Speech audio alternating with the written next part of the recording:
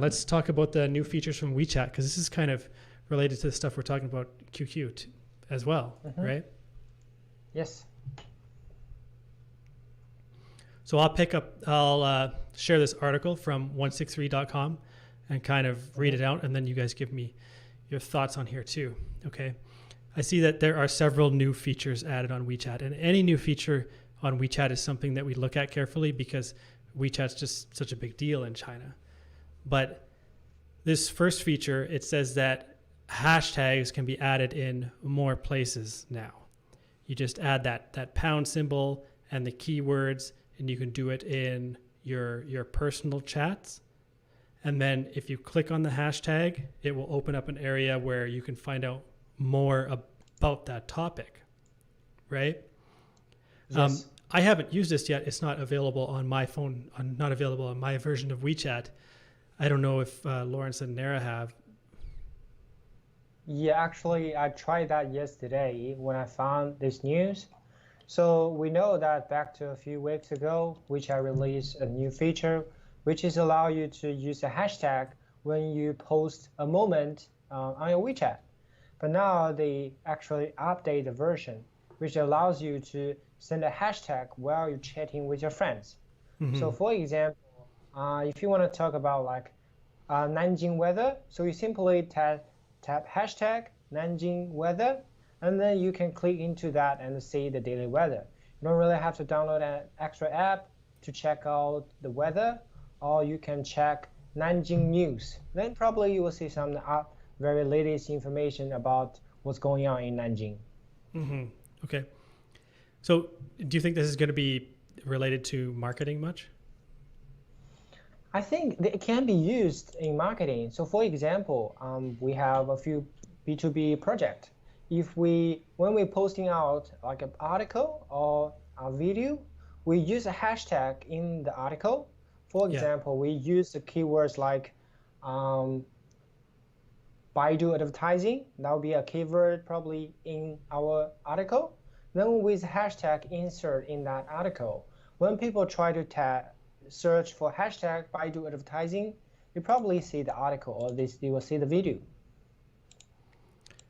Right. So people could use this in their personal chats, and then when they click the hashtag, they could see various information about it, and that might include content that we created. Or I'm not sure if content we created would end up in this area at all, or this would just be their personal interactions with that hashtag, or what. Will we have to wait and see? When I tried, the first kind of information I received will be the videos. Then you will see some articles. So I think if people really want to see articles, if they just check a few pages down, they probably find the related articles. For me, I feel like it's kind of like the Baidu search engine. When you search for keywords, you probably see them, but you have to check a few pages and find them. I think another way to use it is we can, if we have some groups with our potential customers, we can also use the hashtag to send it to the groups so users can see some related articles there. Sure, but what I'm wondering is if they're only going to see content here that is from their personal communications, or if they're going to see articles, like public articles from accounts they follow that use a hashtag also in that area.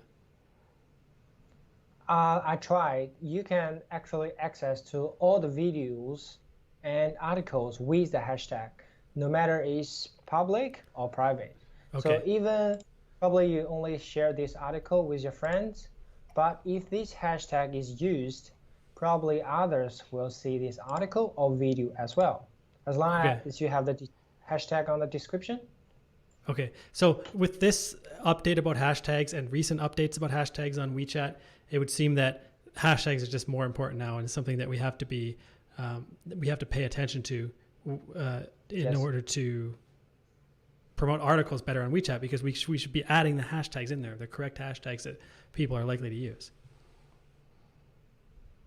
Yes, I think WeChat is building more features, because back in the past we used to see this hashtag used a lot and more frequent on Weibo, not on WeChat.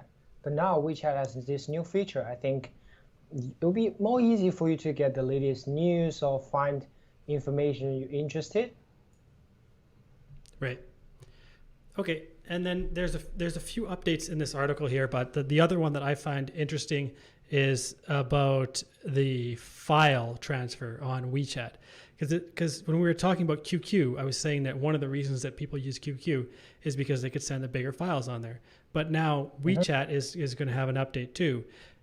They used to have a file size limit of 25 megabytes, but now it's going to be increased to 200 megabytes. It's going to make WeChat more convenient for sending big files. Yes, I think that's one thing a lot of people was talking about. One thing really going bad on WeChat, why it doesn't allow to send bigger files. In particular, like us, sometimes we're sending files. It's way bigger than 25 megabyte, and once it goes over the 25, it will just say, oh, you couldn't send, or you have to do something to send the document. But for now, it's just very convenient, because normally with 200 megabytes, you can literally send all the documents or pictures or videos. Yeah, cool. Okay. So maybe we'll see some of the older people that are not gamers finally use QQ less and use WeChat for everything. I don't know.